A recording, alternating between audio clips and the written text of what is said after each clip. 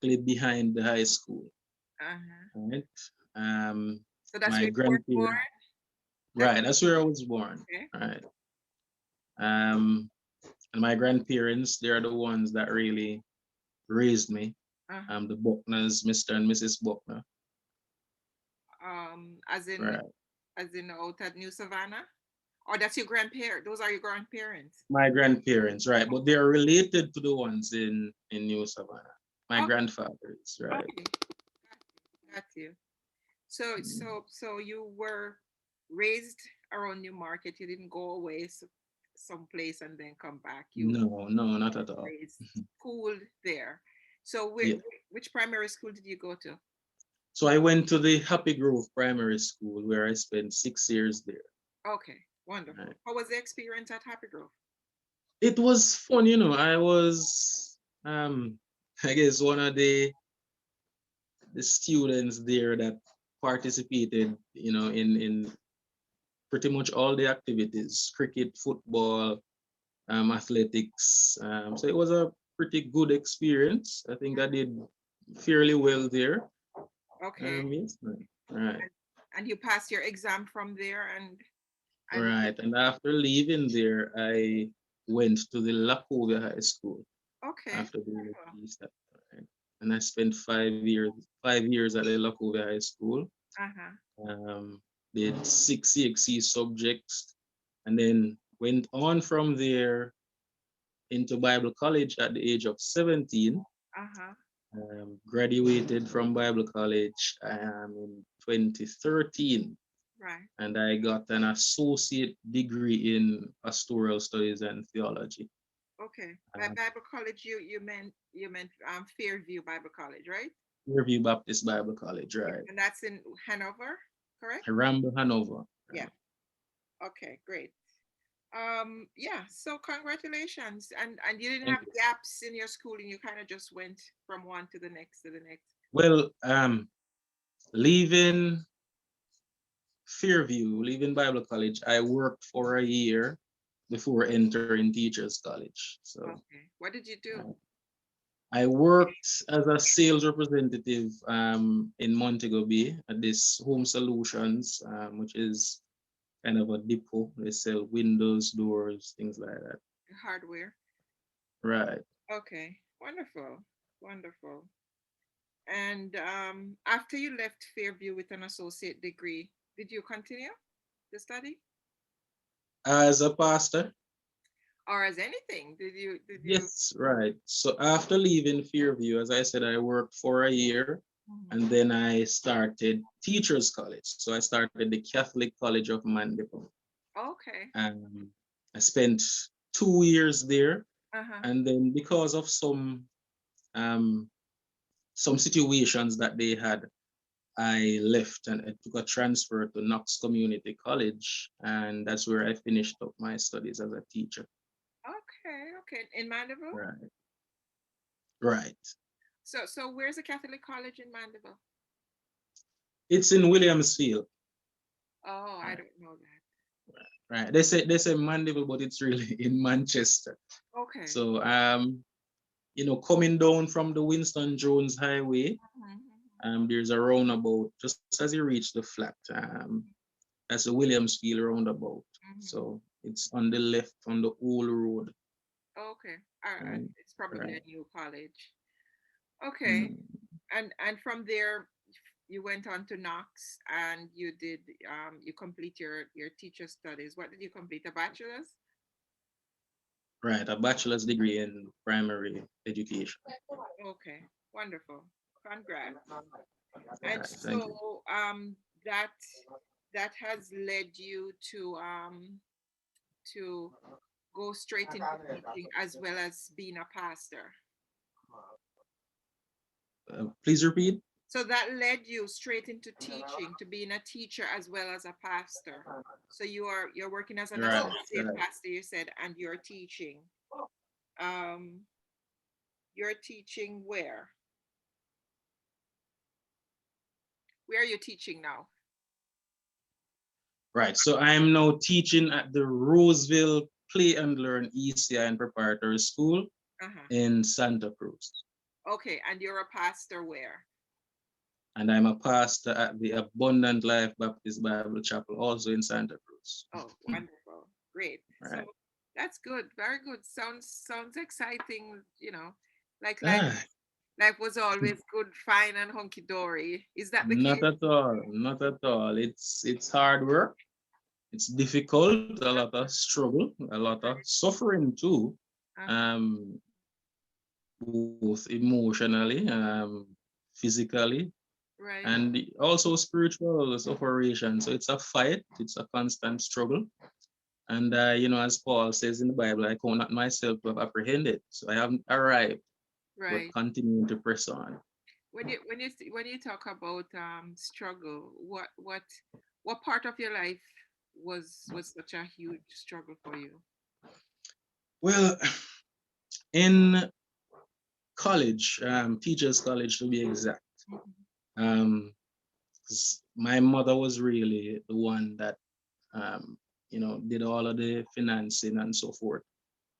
And at one point, she had three of us in Right. college at the same time. I have a sister who is at UWI, Uh-huh. another sister who is in teachers college, and I was there. So financially, it was tough. Right. Um, I know what it is like to be hungry, to go to bed without anything. Mhm. So that aspect of it was really hard, Right. and there were times that I questioned God, in all of that, wondering, if this is really the path that I should be treading because of how difficult it is. Wow. And no doubt there were times that I felt like giving up. You did. You did. Right, Oh wow. That right. must have been difficult. So those moments Very difficult. when you felt like you wanted to give up, what kept you? What kind of drew you back? Hmm. What kept me? Yeah. And I guess it's the whole idea of wanting to give back, especially to my mother, because she sacrificed. Young man wants to build mommy a house or take care of mommy some way, somehow. So with her sacrifice, and it didn't start in college. She had me when she was only 15. Mhm. And so I know that she's been struggling from there. And because she shared her struggles with me, Right. I tried to spend every birthday with her because my birthday is like 3 days before hers. Right. So on November 4th, 1992, I was basically her birthday present. So that idea of just wanting to give back to her and allow her to feel pleased and not as if she had wasted her time investing in me. That's what really kept me. Oh, wow. Mm. So, so were you her first child? Yes, yes. So as a first child growing up, was there like a lot of responsibility for you to help out with the siblings? Yeah, Was man, there was. stress? Right. My mother now is a teacher as well. Mhm. And when she was in college, my grandparents worked because they had a business out in New Market there, the old town. Mhm. And I remember at 11 years old, I used to have to come home and cook for my sister and my cousins. Right. Um, I remember sharpening the machete and the knife at nights when I was alone with them. So yeah, that those were some of the responsibilities that I bore. Protecting them at school, they'll tell you that I got into a lot of fights because I was defending them. Right. So yeah, man. Sounds to And me it like has taught me a great deal about. Say again. no. Finish what you were saying. It has taught. Right. It has taught me a great deal about responsibility. Okay. So Yeah. I was saying that I Mm. I get the feeling that although things were really rough for you, you did it with a lot of grace, and A lot of grace. you're now proud that you stood up, you didn't give in, you didn't give up, and you didn't lose Hmm. your integrity. You did what you had to do by your mother, by your siblings, and you were still achieving in school while you were doing Hmm. all of that. How awesome Yeah, is that? it's extremely awesome. There's no feeling that can be compared to accomplishment after hard work. Right. When something is just given to you, there's no real gratitude or appreciation Mm-hmm. for that thing. But when you have worked for it, if it's even money, you work for money. When you get that money, it's a different feeling than if you should just go and beg someone money, and you Right. find that you handle the money differently too once you work for it. Mm-hmm. So, yeah, definitely it is a great feeling looking back, seeing where I am at now and where I want to be. It's a great feeling, and I'm motivated to go on. Okay. That's a great story you have. For those of you who are joining us, welcome. This is Impact. My name is Evadne. For those of you who don't know me, this program is supposed to be broadcasting live in the New Market St. Elizabeth page, but when connecting to Facebook, I made a mistake, so it's broadcasting on my personal page, and I forward to the New Market St. Elizabeth page. So you guys over there at New Market St. Elizabeth, sorry you weren't here in the first part of the interview, but you can watch the playback. I just kind of hit the wrong thing when I was connecting on Facebook. So our guest is someone from the New Market St. Elizabeth area. His name is um, Pastor O'Brian Campbell. And Pastor, we didn't mention, but Rollin Campbell is your father, right? Yes, yes. Yeah. So I know Rollin very well, but I don't know your mom. Who is your mom? My mother is Arlene Buckner.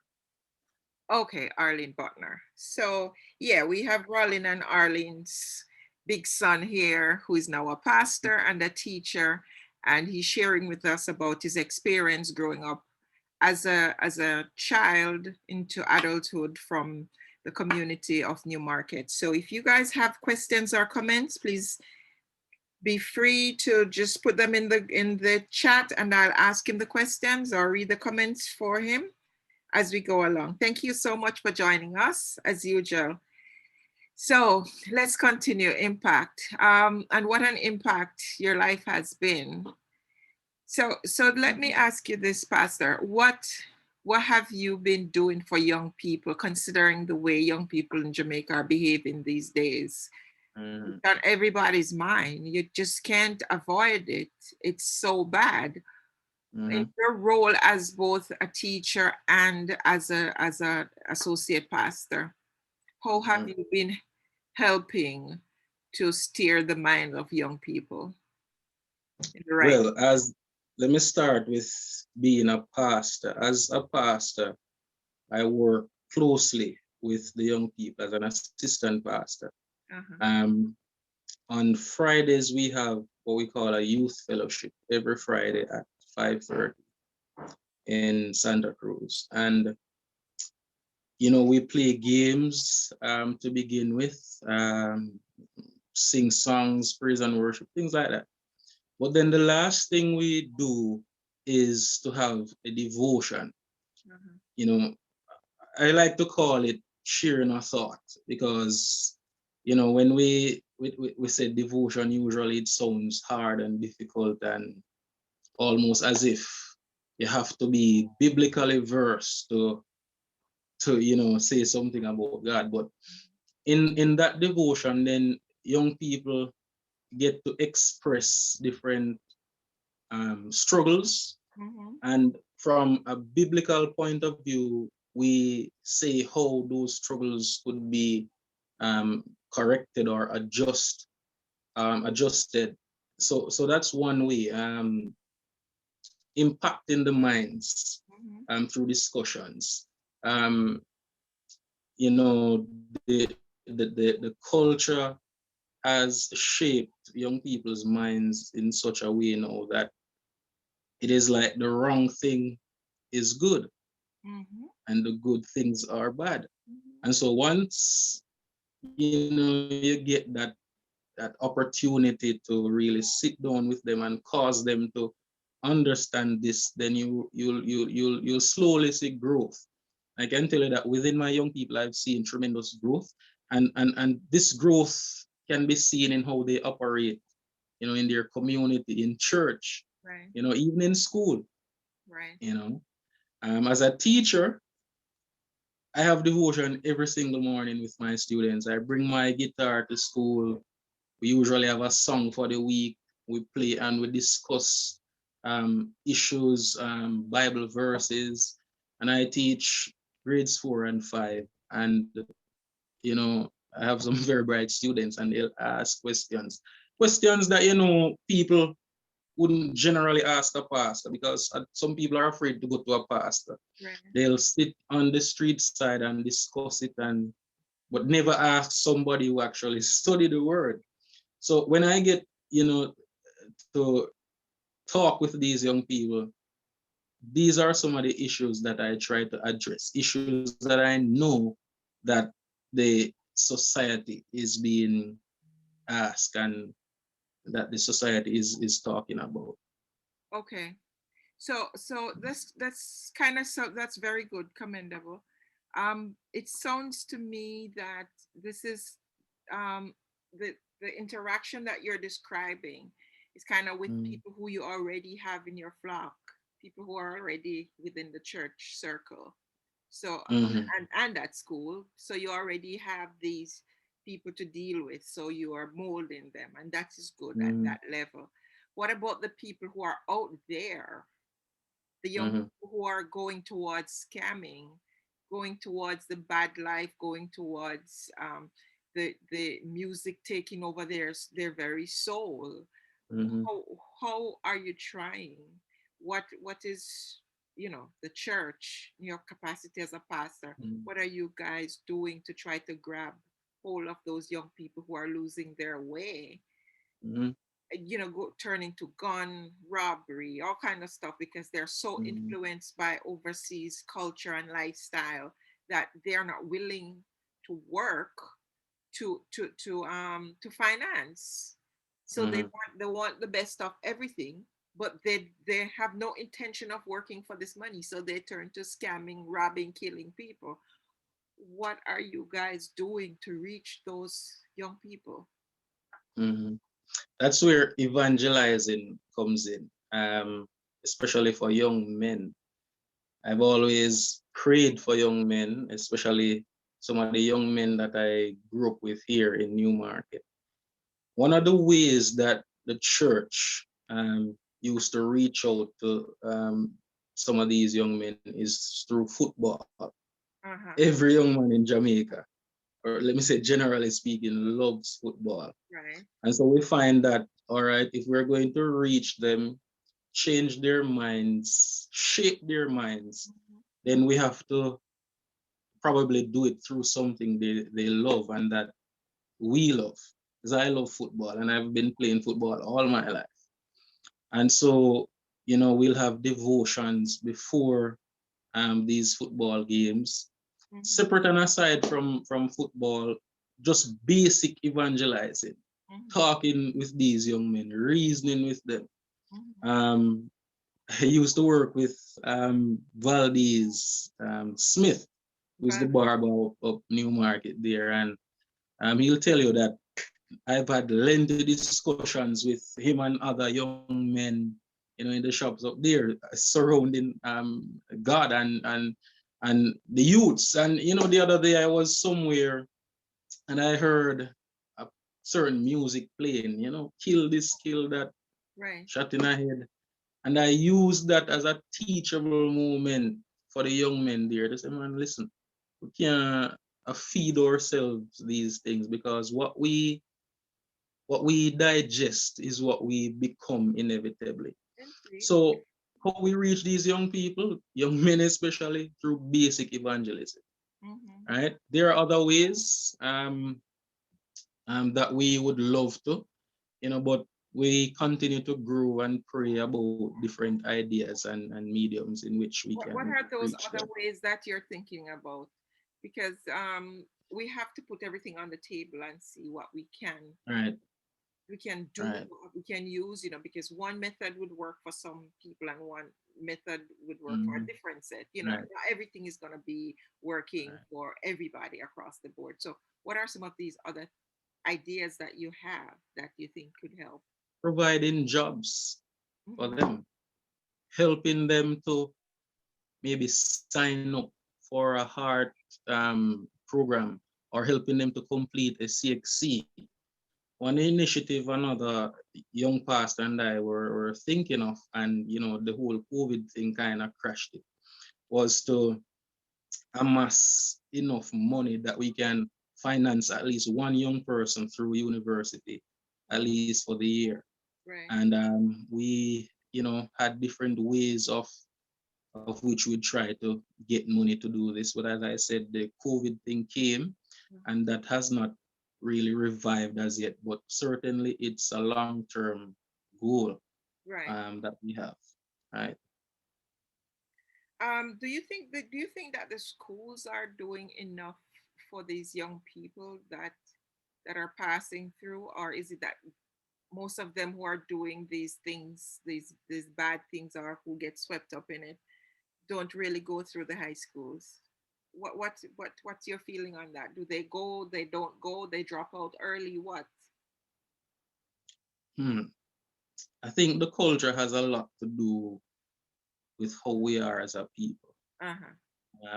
I think we glorify the things that shouldn't be glorified. Yeah. Um, if you are a bad man in Jamaica, you get a certain type of respect and fear. And I don't think teachers or doctors and lawyers get that type of respect anymore. So if we are to change how they go in and come out, then we have to culture, how we Right. think as a people. I think it's in Norway that prisons are being closed, you know, that has to do with culture, right? I mean, nobody to put in prison, so they're closing them down. Wow. Now, if we as a people can realize that, all right, if especially the artists, and it's a big topic now in Jamaica, if I sing this song, then maybe somebody will do it. We have a few songs about murdering people in the church, and last week we had that happening. Yeah. Yeah. They have So songs like that too. yes, man. I was listening to my friend Carlos yesterday. He was doing one of his blog thing on his page, and he was saying that in the earlier days, because he's an artist too, in the earlier days, they started out singing about shoot up sound boy, killer sound dead, da da da da da in the dance hall, Mm, because that's where this gun culture thing exploded. I wouldn't say it started there because we had guns in Jamaica a long time before dancehall was what it is today. right. And so we had guns and we had bad men. It wasn't as bad as this because in the earlier days they used to blame the whole gun culture thing on Jamaicans watching so much of these Western movies, which are all based into slinging gun and shooting and da da da. So they used to Mm, say that's where you know they became fixated on that kind of gun thing. mm, But later on, then the dancehall took over and it mm, exploded. No, so he mm, was saying that in the early days they used to use gun thing around dancehall and sound clash and kill a sound dead and a boy sound boy kind of thing. mm. And to them, it was just about music and about you know touting off each other. Right. But as the years pass by, that little seed of killing, shooting, you know, it became more embedded in their brains, you know. So young people now, younger generation after them, pick it up and kind of blew it out bigger. So it was no longer about Yeah. killing sound and killing, you know, whatever. It was now about killing your mother, your sister, your whoever, you know, till now Yeah. it reached okay that somebody can walk into a church slinging a gun, sit behind a church sister and kill her. Well, not church sister, Yes. but a sister who is in church supposedly praying. You sit there and wait until she's praying before you take out a gun and shoot her. So and you know, over a period of time, I've heard Jamaicans, when you talk about what's going on with the killings, they're quick to tell you it's not random. What does that mean? It's not random. So therefore you're okay. When is it going to be not random? Right. When it hits you or your family member? Is that when it is going to be a concern for you to stop saying, oh, but it's not random? It's not random what? Because I'm safe where I am?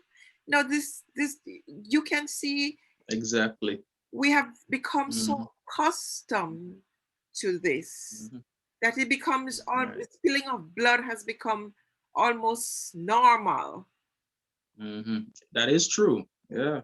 Nobody's losing their brain anymore when they hear that somebody died. It's like Right. you only want to hear how gruesome it is. You're not even concerned that they die.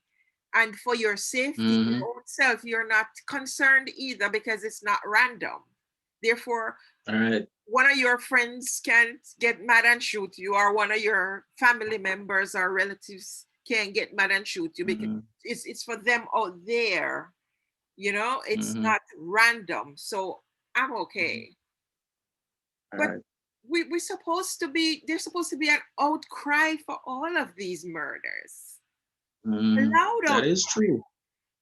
Yeah, man, that is true. And you know, while some people will argue that, you know, music is not the only thing. You mentioned the movies, the Western, and it's not the only thing, but it's a great contributor, I It believe. started, but that's You from know? way back there, and it swells up and it swells up till it started the dance hall. Right. And like this guy is saying, The they used to growth. talk about it around clashes with their music, but now a different set of people took it over, and it's killing anything that moves now. Anything. Yes, man. There was a time when nobody killed a woman like that. An No, old woman especially. commonplace. You know, how do we? Right. When did we move to a society of people that that almost glorifying murders and killing and all of that kind of thing? So we become so comfortable and complacent that there's no outcry anymore. We only want to see the video of how the murder was done. When did we get there, Pastor? What are we gonna do?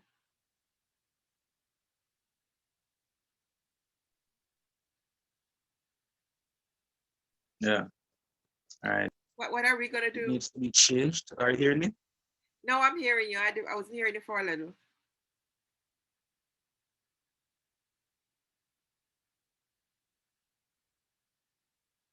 I think you're having a delay.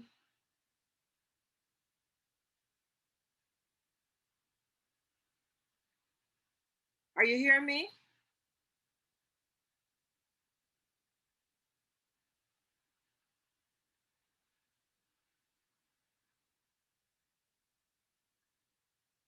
I think we're having a little issue with a delay in the phone connection service. I'm not sure which side it is on. Well, hello, Annette, Lisa, Garcia, Yvonne, welcome. Charlene, I'm seeing you guys. Pastor, are you back or can you hear me now? All right. You hearing me now? Yeah, I'm hearing you now. So I was asking you, Yes, yes, I'm back. what are we going to do about all of this? I think the connection is bad, so at some point the signal slows right down. All right. Sorry about that. Yeah, it's okay. What are we going to do? Mhm. What do you suggest? Mhm. Well, we have if the culture is the problem, then we have to start as individuals to address the culture. One of the thing that I wanted to make mention of too is the absentee father. I Uh-huh. think that has a great um, thing to do with how children are grown. Very much I so. think the presence of a father in the home, does a lot. I didn't grow up with my father, but I had my stepfather. Mm-hmm. When he was in the house, it was something different. Not that we feared him, but it was just different. We felt safe, and there was a certain level of respect that, if we didn't have that respect before he came in the house, we know that, we have to have it when he's there. Right. So I think that too is a great contributor of how we are as a people. These boys, they're disrespectful to mommy at home. When they go to the school, there's a female teacher there too. We hardly have male teachers. Uh-huh. So they are disrespectful to the male teachers too. And, some point they feel like they can do anything that they want. Mm-hmm. So we have to address these issues. Parents should work things out. Don't talk bad about the other parent around the child, Mm-hmm. you know. And we find that, for me, I think that once these things are addressed, once fathers decide to, settle down with a woman, man, raise your child. Um, and I think that it begins there. There was a time also that, as my mother didn't go to church, but we had to. Right. We had to. And I think the church instills certain moral values inside an individual that, you know, Especially I kids. mean, people leave the church, but even if you leave the church, those values are still there. Right. But nowadays, parents don't go to church, children don't go to church. So where are they going to get these values from? Certainly, parents are not teaching the children these. And so, it's a lot of things to be addressed. So would you say that we have to get back down to foundation, the home? That's where we need to start. Homes, schools, communities. Hmm. Would you agree that that's The probably, home, yeah, right, which is the first, we have to right? get down to basic. That is the first institution created by God. The home. So it has to start there. Yeah, it's Right. worrying, very, very worrying. So Mhm. as a community, we have decided, or a group of us have gotten together and decided that, we're gonna try to see what we can do from the community level for our young people, for our senior citizens. And so we are embarking on this initiative to see Mhm. if we could put back the sports on the agenda for the community, make sure that the football field is up and running, and whatever other sports we can put in place for both males and females in the community and surrounding areas. Because when we talk about Newmarket, we don't just talk about the little town of Newmarket, we talk about all these other adjoining areas that filter into Newmarket because they come there to do whatever, to the school, to the post office, to the library, to shop, whatever. They use that as their main Mhm. little area outside of like Santa Cruz or Black River. And we'd love to do more so that we can service that whole community.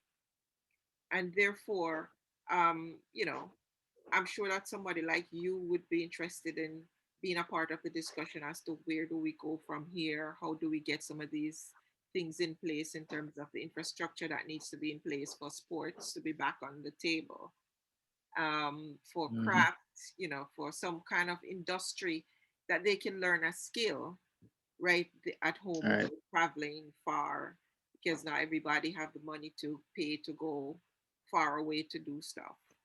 And for the elderly to have a place that they can go to get their blood pressure checked, get somebody to talk to them if they need somebody to talk to, you know, little things, little activities. They can do little exercises, they can play little games instead of just sitting down at home, pining away. Mm-hmm.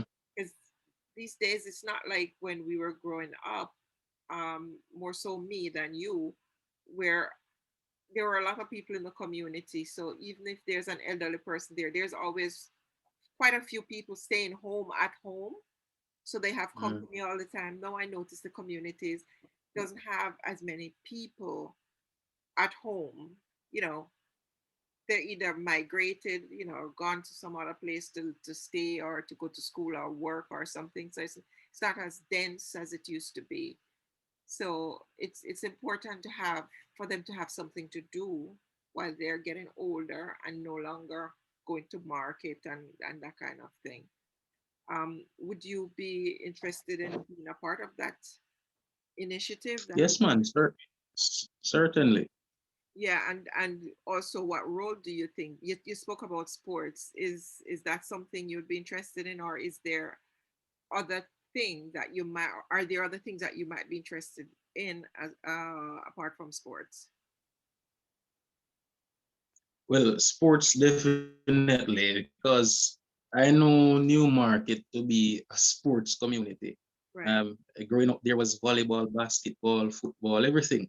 Uh-huh. And so when I was in college, I was a part of the football field, the basketball team, the volleyball team, all because I learned it here.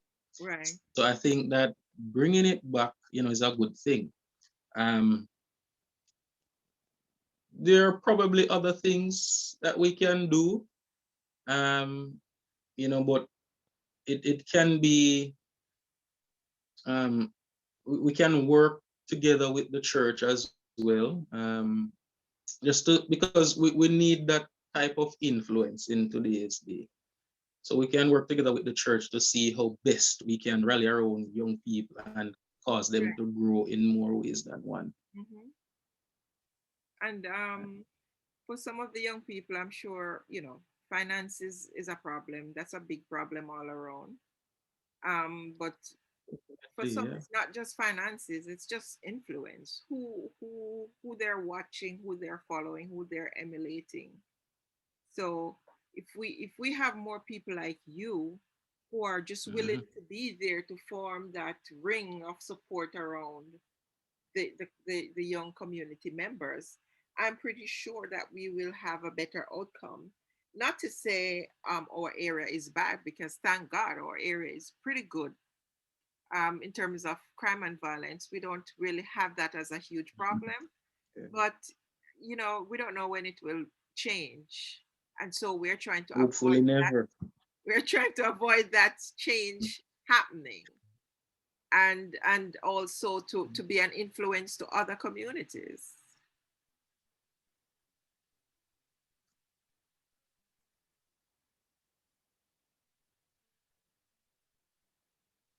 Are you hearing me now?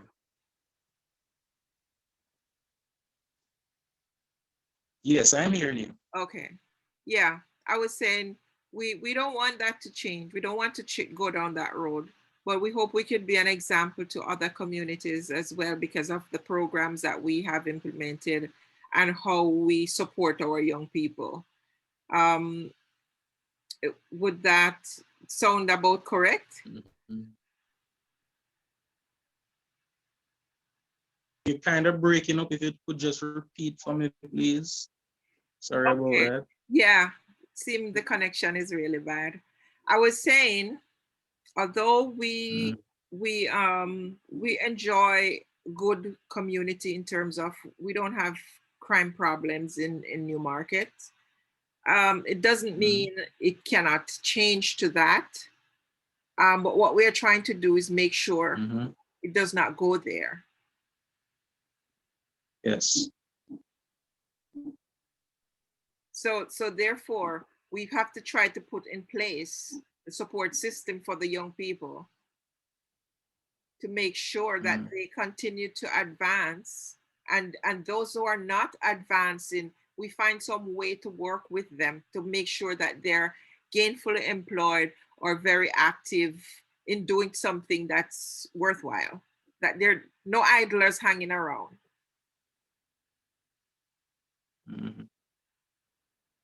Right. It's a new market. New market has a lot of land, you know. I think if some of these young people seriously go into farming, it can really help South Elizabeth. You see a lot of big houses and so forth. You know, it's farming that does that. So we have a lot of land here, and that I think that's something we should try to encourage young people to go into, you know, the farming. Yeah, I think there are a few there who are really serious about their farming, and not just farming in the old-fashioned way that, you know, older No. people used to do it, but, you know, trying to do farming in a way that is more sensible, and that they could get more money out of it so that it can become a viable business for them. All right. Okay, so we are past 4 o'clock, and I think we're gonna wrap up shortly. Can you tell me, like, what's your fondest memories of growing up around Newmarket? Well, You had some rough times, but what are the fondest things that you can remember about your childhood, about growing up around there?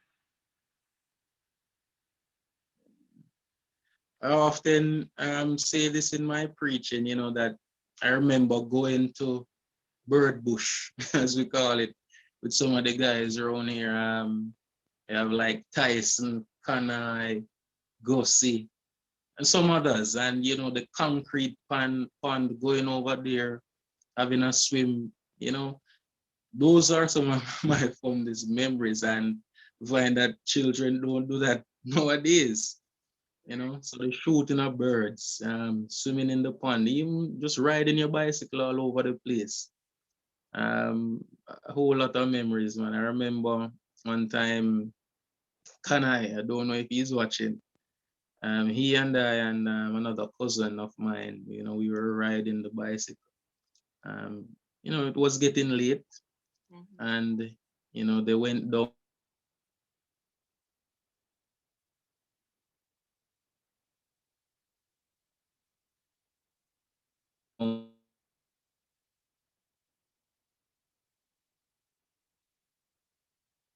Seem we're having more technical issues. Um, are you hearing me, Pastor?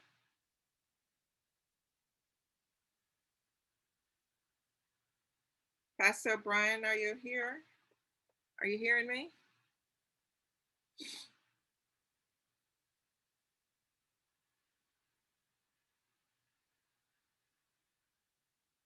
Hello?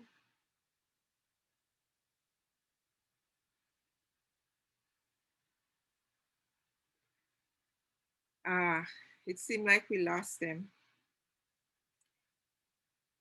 Let me see if he's gonna rejoin us. Ladies and gentlemen, this is Evadne. We are here on Impact. I was talking with Pastor O'Brian Campbell from the Newmarket area, and he got disconnected. I don't know if he'll be able to rejoin us. We'll just wait a second to see if he could come back. I know he's in the Newmarket area and probably not experiencing great signal at this time. Okay, he's coming back. Yeah. Okay, so you're back. Great. Do you remember the thought that you were? You can go ahead, complete what you were saying about your. Right.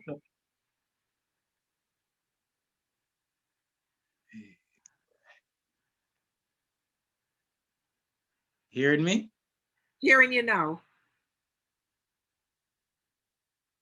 Right. So I was sharing a little memory of, when us as guys used to ride our bicycles all over the place, of how two of the guys really fell off in a way that looked suspicious to us.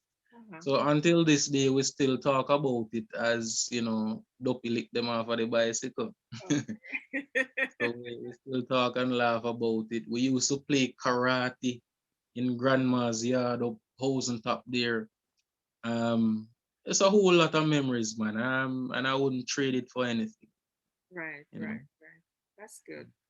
And what would be your advice to um, young people from the area Hmm. we're trying to influence anyway? What would be your advice to these young people? Don't give up. Life isn't easy, but don't give up. If you have something that you have always dreamt about, that you have always wanted, then don't stop because things got a little difficult along the way. Push through, push, push. Don't give up. And Right. one day you can look back and say, that's where I'm coming from. That's what I had to do to get here. Yeah. And it's the greatest reward, just that feeling of accomplishment. So don't give up. And to your mom and the ladies who are currently single raising sons, what would you say to those people?